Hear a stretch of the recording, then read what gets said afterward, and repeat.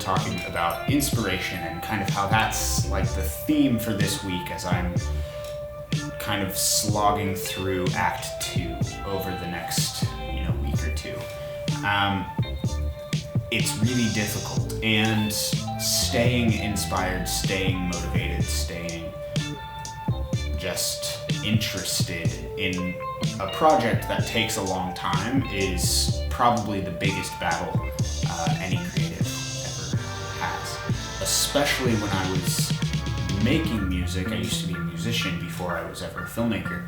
One of the things that a lot of the people I looked up to really encouraged was to look at the great albums, look at the albums that changed the world, and listen to them and take note of them, dissect them, because doing things that are just trendy or popular at the moment will always kind of come out as almost like this regurgitation of the current situation, which there's a time and place for that if it's like a commentary, but if you're just making the same art that everybody else is at the same time, it's not all that interesting or inspiring or great.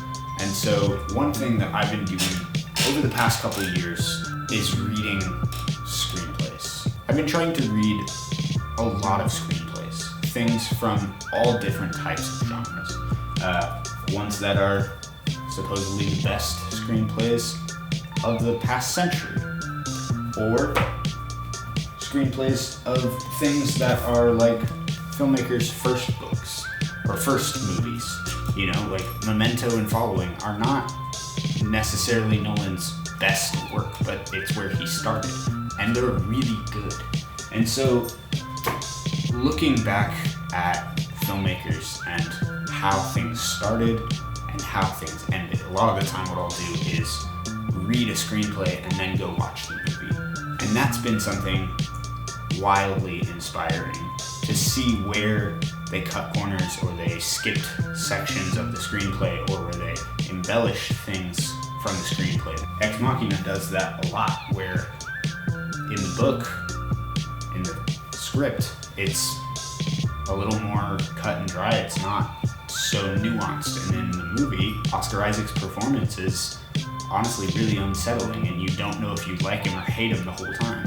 In the book, he's way more likable, which is really interesting, and it's cool to see how those actors and collaborations transpired to make something incredible that's even better than the script.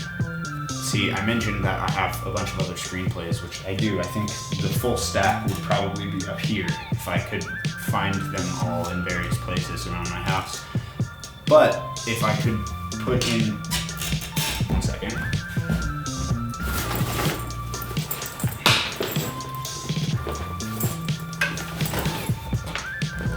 All of the screenplays that I have on this, my Kindle, then this stack would be at the ceiling. This is if you want to get into screenplays, find them online, find the ebooks, buy them through the Kindle store or whatever it is, and there's a ton of different services. I'll link a couple of my favorites down below that have scripts on them, and you can sign up for them and they'll email them to you and stuff. For me, I didn't go to film school, and so I didn't have someone tell me this is how you format a screenplay, and I was too broke to ever buy Final Draft, so I just write in a Google Doc.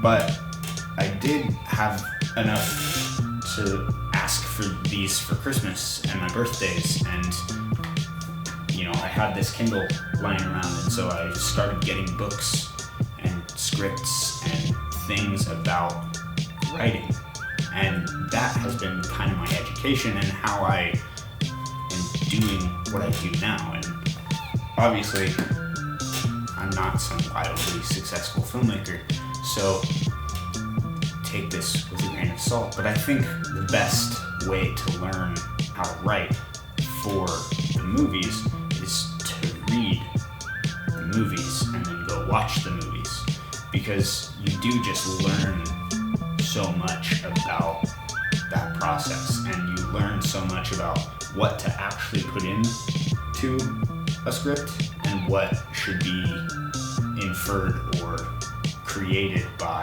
the actor, the director, the camera, all of those things.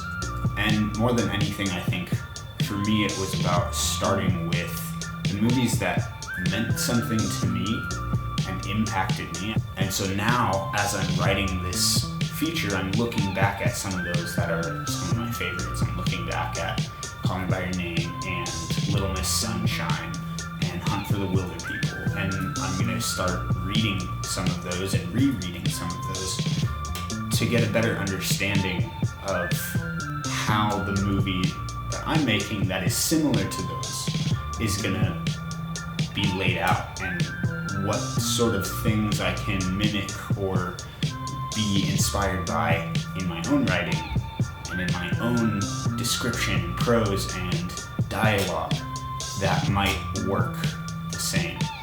I also highly recommend getting them just because they look awesome. But yeah, I hope this was helpful. I hope you have an appreciation for screenplays, and go read a screenplay. I don't care which one, but pick something that is impactful to you or was impactful to cinema, and go read it and learn about it if you want to be a writer. And even if you don't, if you just want to be a director, I still think you need to be reading a lot of screenplays, personally. That's all I got. Bye.